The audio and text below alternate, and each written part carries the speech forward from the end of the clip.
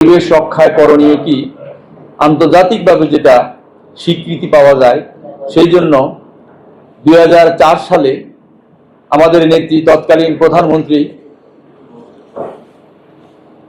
মা ও মানুষের নেত্রী প্রয়াত মরহুমা বেগম খালেদা জিয়া তখন ক্ষমতায়, মরহুম শাহজাহান সিরাজ তখন পরিবেশ ও বন মন্ত্রী ছিলেন, আমাদের প্রিয় নেতা মির্জা আব্বাস সাহেব তখন পূর্তমন্ত্রী দায়িত্ব পালন করছিলেন। ওই সময় আমরা society for the environment movement নামে একটি সংগঠন, যেটা এনজিও হিসেবে পরিচিতি লাভ করে, এবং সেই শুরু করেছিলাম। অত্যন্ত দুঃখের বিষয়, আমরা কর্ম শুরু করার পর থেকেই সরকার পরিবর্তন হলো। বিগত সরকার সমস্ত কার্যক্রম বন্ধ করে দিয়ে আমাদের পরিবেশের উপর কোনো কাজ করতে সুযোগ থেকে বঞ্চিত করে দিয়েছে।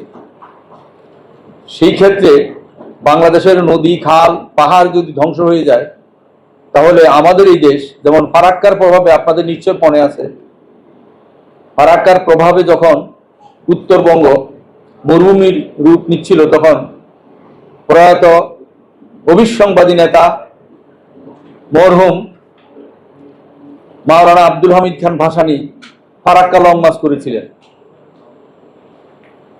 আমাদের নদীগুলো এখনো সচল করার যথেষ্ট সুযোগ আছে, যদি আমাদের এই দেশের মানুষ একটু সচেতন হয় এবং সরকারকে সহযোগিতা করে।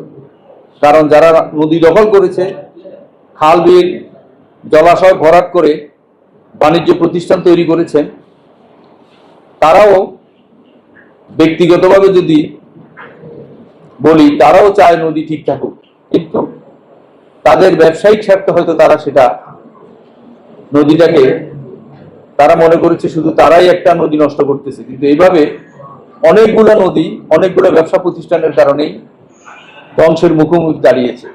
তাই আমি আজকে আপনাদের সামনে এখানে কিছু বলার জন্য এসেছি। আমি লিখিত বক্তব্যটা আপনার পড়ে শোনাচ্ছি। প্রিয় সাংবাদিক বন্ধুরা, আসসালামু আলাইকুম। আপনারা নিশ্চয়ই জানেন, গত 17 বছর সারা বাংলাদেশে লুটপাট ও দখলের রাজত্ব কায়েম করে পাহাড়, বনভূমি ধ্বংস করা হয়েছে। নদীগুলো ভরাট করে নদীমাতৃক বাংলাদেশের হাজার বছরের বহমান নদীগুলো নিচ্ছিন্ন করে দেওয়া হয়েছে, যার কারণে আজ বাংলাদেশের পরিবেশ ভারসাম্যহীনতা, প্রাকৃতিক দুর্যোগ, বন্যা, জলোচ্ছ্বাস ইত্যাদির প্রাদুর্ভাবে বাংলাদেশের মানুষ প্রতিনিয়ত অপরিণীয় ক্ষতির শিকার হচ্ছে। নদী ভরাটকারী, পাহাড় ধ্বংসকারী, বন উজাড়কারী, ইটের ভাটা তৈরি করে পরিবেশ দূষণকারীদের বিরুদ্ধে আইনানুগ ব্যবস্থা না নিলে সেদিন বেশি দূরে নয়, বাংলাদেশের উর্বর ফসলি ক্ষেত, বাংলাদেশের ঐতিহ্যবাহী মৎস্য প্রজনন স্থান, বনে বসবাসকারী প্রাণী সম্পদ নিশ্চিহ্ন হয়ে যাবে।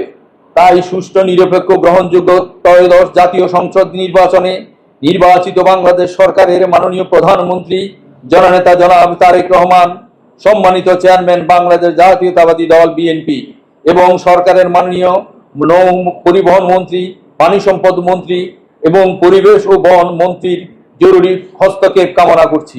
উল্লেখিত বিষয়গুলো প্রাধান্য দিয়ে নদী মাতৃক বাংলাদেশের হাজার বছরের ঐতিহ্য রক্ষা করার জন্য জোর দাবি জানাচ্ছি।